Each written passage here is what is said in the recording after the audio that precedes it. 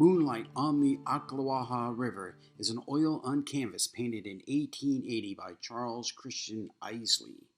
Charles Isley was born in Isley, Germany in 1854, and he died in Oregon City in 1919. Charles came to the United States in 1869, and like a lot of early painters, little is known about his artistic training. He spent lots of time out in the western part of the United States. Little is known about his travels in Florida other than the locations of his paintings. The Ocklawaha River is the largest tributary of the St. Johns River. Here, Charles Isley has painted a rare night scene showing the mysterious tributary under the light of a romantic moon. The steamboat is on the verge of making a turn on the famous Crooked River. Leaning trees, Spanish moss, thick vegetation gives the scene a primeval feeling. Tourists on these crazy little steamboats would have left Palatka. The steamboat would have headed south and picked up the famous tributary, taking these tourists to one of the great wonders of Florida, Silver Springs. The Repulse at Isley is a large format history painting done in 1880, which is an oil on canvas by Hans Dreier, a German-born artist who settled in Allentown, Pennsylvania. The Reading Public Museum in Reading, Pennsylvania, received this important Civil War Florida battle scene as a gift from John A. Rigg in 1914. The painting is unusual. Obviously, Hans Dreier never came to Florida as he has rendered mountains in the background.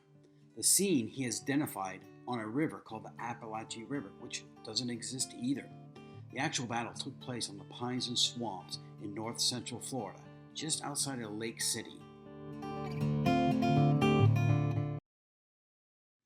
This is Lone Sentinel, Castillo San Marcos by Martha Silsbee, 1884, watercolor on paper.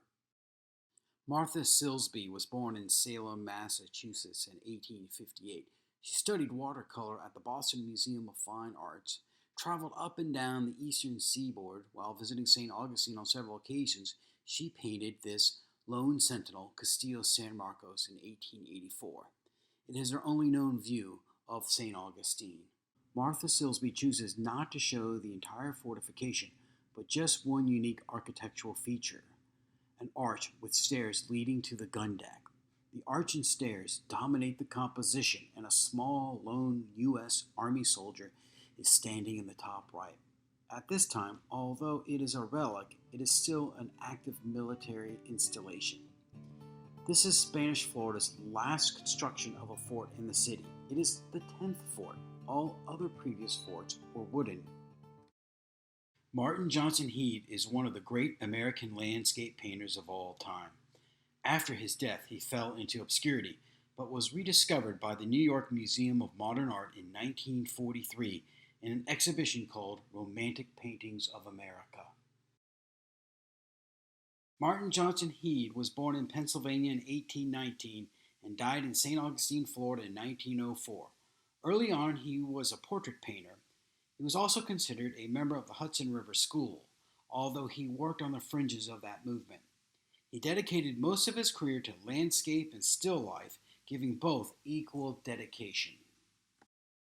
Heade spent many winters in Florida with his wife and was personally selected by Henry Flagler to be an artist in residence at the new extravagant Ponce de Leon Hotel in St. Augustine, Florida. While working at the Ponce de Leon Hotel, he occupied Studio Number 7. This gave him the opportunity to sell to wealthy patrons. Here in Sunset on the St. Johns, Martin Johnson Heade depicts a sublime panorama on the famous river. He has created a tonalist style painting. Tonalism emerged in the 1880s, usually showing dark natural hues, like the ones that dominate this composition. Laura Woodward, Royal Point Sienna at Lake Worth, 1889, watercolor on paper. Laura Woodward was born in 1848 in Mount Hope, New York, and she died in 1926 in St. Cloud at the age of 92. She specialized in highly detailed watercolors that were very bright and colorful.